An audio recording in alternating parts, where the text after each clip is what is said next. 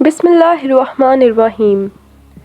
بستی عاد کی کہانی ایک اہم اور عبرتناک واقعہ ہے جو قرآن میں بھی ذکر کیا گیا ہے۔ یہ بستی بہت طاقتور، عظیم اور مضبوط لوگوں کی تھی جو اپنے قد اور جسامت کی وجہ سے مشہور تھے۔ ان لوگوں کی جسمانی ساخت اتنی مضبوط اور بڑی تھی کہ وہ ایک منفرد قوم سمجھے جاتے تھے۔ ان کی طاقت، دولت اور ترقی کا حال یہ تھا کہ وہ اپنے وقت میں سب سے زیادہ طاقتور اور ترقی یافتہ قوم بن چکے تھے۔ ارم کا ذکر بھی خاص طور پر کیا جاتا ہے جو عاد کی سرزمین کی ایک مشہور بستی تھی۔ ارم ایک خوبصورت، عظیم اور شان و شوکت سے بھری ہوئی بستی تھی جسے لوگ جنت کی مانند سمجھتے تھے۔ اس کا ذکر قرآن مجید میں بھی آیا ہے جہاں پر اسے ارم ذات العماد کہا گیا ہے، یعنی وہ بستی جس کے ستون بہت مضبوط اور بلند تھے۔ یہ بستی ایک عظیم شہر کی طرح تھی جہاں کے لوگ اپنی طاقت اور وسائل کی وجہ سے بہت مغرور ہو چکے تھے۔ عاد کے لوگ اتنی طاقتور قوم تھے کہ انہوں نے تمام وسائل اور دولت کے باوجود خدا کی عبادت چھوڑ دی۔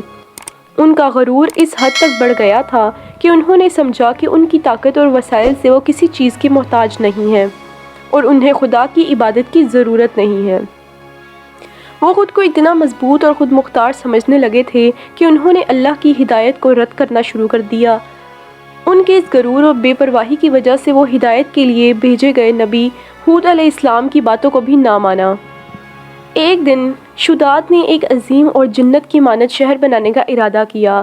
اس شہر کا مقصد صرف اس کی اپنی عظمت کو ظاہر کرنا تھا اور اس نے دنیا کی تمام قیمتی چیزوں کو اکٹھا کرنے کا فیصلہ کیا۔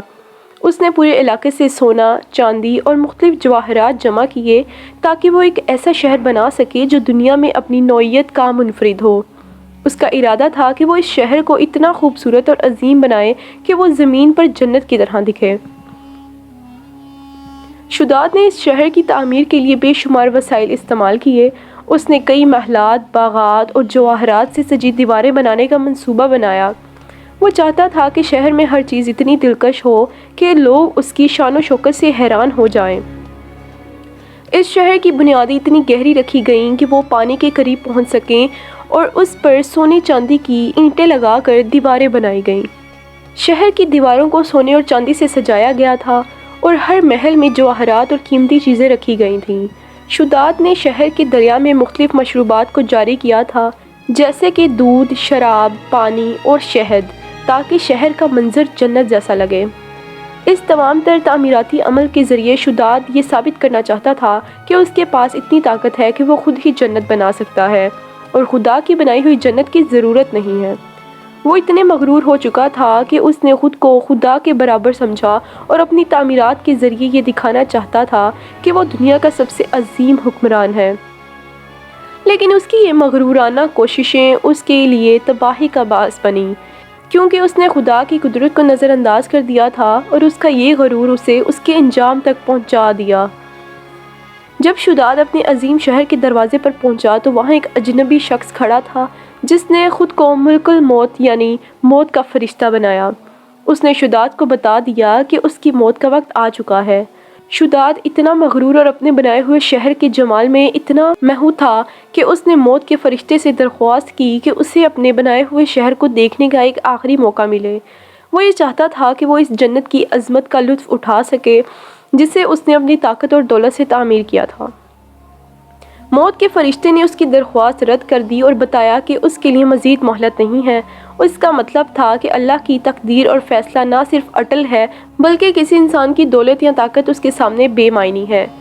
شداد کا غرور اس کی تقدیر کو نہیں بدل سکا اور وہ اس کے جنت نما شہر میں داخل ہونے سے پہلے ہی موت کا شکار ہو گیا۔ اس کے بعد جیسے ہی شداد اپنے شہر کے دروازے پر قدم رکھنے والا تھا، موت نے اسے آ لیا اور اسی وقت وہ شہر جو اس نے اپنی عظمت کے طور پر بنایا تھا تباہ ہو گیا۔ تمام اسباب، دولت، جواہرات اور طاقت جو اس نے اس شہر کی تعمیر کے لیے جمع کی تھی، سب کچھ مٹی میں مل گیا۔ اس کا غرور اور تکبر اس کی تباہی کا باعث بن گیا۔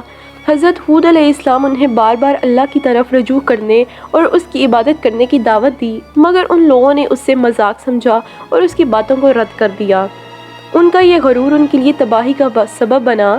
اللہ نے ان پر عذاب نازل کیا اور ان کی بستی کو تباہ و برباد کر دیا۔ یہ واقعہ انسان کو یہ سبق دیتا ہے کہ اللہ کی تقدیر اور اس کا حکم سب سے بڑا ہے۔ انسان کتنی بھی طاقتور اور دولت مند کیوں نہ ہو، خدا کی رضا اور تقدیر کے آگے اس کی کوئی حیثیت نہیں ہوتی۔ اس کہانی کے ذریعے یہ ظاہر کیا گیا ہے کہ انسان کی تمام کامیابی اور اس کی تمام دولت و طاقت اس وقت تک بے معنی ہے جب تک وہ اللہ کی ہدایات اور اس کی رضا کے مطابق زندگی نہ گزارے۔ اس کے بغیر انسان کا غرور اسے تباہی کی طرف لے جاتا ہے۔